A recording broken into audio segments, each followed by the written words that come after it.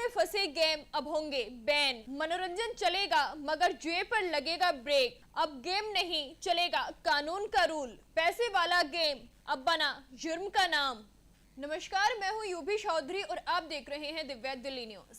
आज हम बात करेंगे एक बड़े और अहम फैसले की जो सीधे जुड़ा है करोड़ों युवाओं और देश की डिजिटल दुनिया से। जी हां, केंद्र सरकार ने धन से जुड़े ऑनलाइन गेमिंग पर पूरी तरह से प्रतिबंध लगाने की दिशा में बड़ा कदम उठाया है। केंद्रीय कैबिनेट ने इस संबंध में एक सख्त विधेयक को मंजूरी दी है, जिसे जल्द ही संसद में पेश किया जाएगा। इस विधेयक के तहत अब न केवल ऐसे ऑनलाइन गेम्स पर बैन लगाया जाएगा, बल्कि उन्हें बढ़ावा देने या उनके विज्ञापन करने वालों को सख्त सजा और भारी जुर्माने का भी सामना करना पड़ेगा।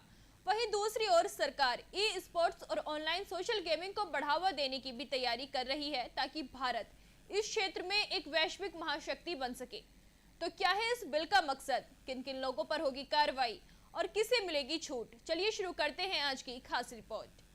दरअसल सरकार ने धन से जुड़े ऑनलाइन गेमिंग पर पूरी तरह से प्रतिबंध लगाने की दिशा में बड़ा कदम उठाया है। केंद्रीय कैबिनेट ने एक अहम विधेयक को मंजूरी दी, जिसमें ऐसे ऑनलाइन गेम्स और उनके विज्ञापनों पर सख्त रोक लगाने का प्रावधान है। ये विधेयक न सिर्फ इन खेलों को बढ़ावा देने या प्रचारित करने वालों पर जुर्माना या जेल या दोनों का दंड तय करेगा, बल्कि इन्हें ई स्पोर्ट्स और ऑनलाइन सोशल गेम्स से स्पष्ट रूप से अलग भी करता है। सूत्रों के मुताबिक इस विधेयक को बुधवार को संसद में पेश किए जाने की उम्मीद है। खास बात यह है कि सरकार ई स्पोर्ट्स और ऑनलाइन सोशल गेमिंग को प्रोत्साहित करने की भी तैयारी कर रही है। विधेयक में कहा गया है कि ई स्पोर्ट्स को औपचारिक मान्यता देने से भारत को वैश्विक प्रतिस्पर्धी गेमिंग मंच पर मजबूती से स्थापित किया जा सकता है। ये इनोवेशन को बढ़ावा देगा, भारतीय स्टार्टअप्स के लिए नए अवसर पैदा करेगा और देश को गेम डेवलपमेंट के क्षेत्र में एक वैश्विक महाशक्ति बनाने की दिशा में मदद करेगा। चलिए जानते हैं क्या है सजा और जुर्माने का प्रावधान। विधेयक में धन आधारित ऑनलाइन गेमिंग से जुड़े अपराधों के लिए सख्त सजा और जुर्माने का प्रावधान किया गया है। इसके तहत यदि कोई व्यक्ति नियमों का उल्लंघन करते हुए ऑनलाइन मनी गेमिंग सेवा प्रदान करता है, तो उसे 3 साल तक की कैद या 1 करोड़ रुपए तक का जुर्माना या दोनों हो सकते हैं। वहीं ऐसे खेलों का विज्ञापन करने वालों को 2 साल तक की कैद या 50 लाख रुपए तक का जुर्माना या दोनों का सामना करना पड़ सकता है। यदि कोई व्यक्ति ऐसे लेन देन में शामिल पाया जाता है, तो उसे भी 3 साल तक की कैद या 1 करोड़ रुपए तक का जुर्माना या दोनों की सजा हो सकती है। बार बार अपराध करने वालों के लिए 3 से 5 साल तक की कठोर कैद और अतिरिक्त जुर्माने का भी प्रावधान है। हालांकि सूत्रों के अनुसार यह विधेयक आम उपयोगकर्ताओं यानी खेलने वाले लोगों को अपराधी नहीं मानता, बल्कि उन्हें पीड़ित की तरह देखा जाएगा। इसका उद्देश्य ऐसे लोगों को निशाना बनाना है जो इन खेलों को प्रमोट करते हैं या इनसे कमाई करते हैं।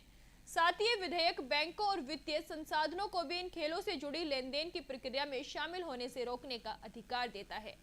अब हम बात करेंगे कि क्या है इस बिल का मकसद।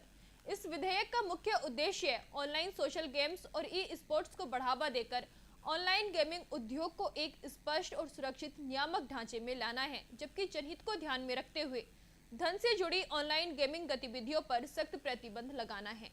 सूत्रों के अनुसार हाल के वर्षों में भारत में ऑनलाइन गेमिंग का परिदृश्य तेजी से विकसित हुआ है, लेकिन इसके लिए कोई स्पष्ट नियमन अब तक मौजूद नहीं था।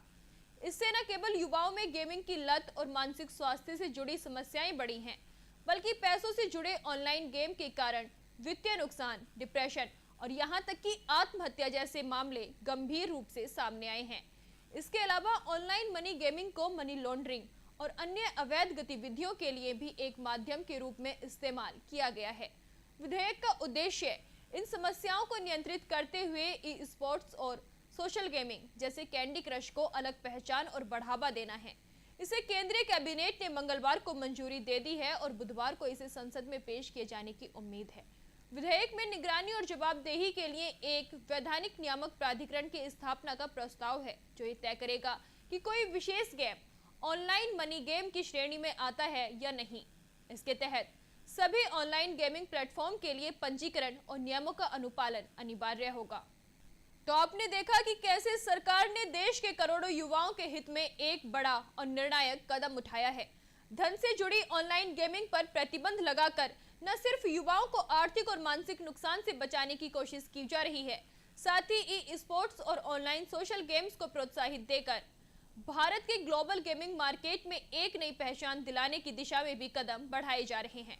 अब देखना होगा कि ये विधेयक संसद में किस तरह से पेश किया जाता है और इसे कितना समर्थन मिलता है। लेकिन इतना तय है कि अगर ये कानून बनता है तो भारत की ऑनलाइन गेमिंग इंडस्ट्री के लिए ये एक टर्निंग पॉइंट साबित हो सकता है।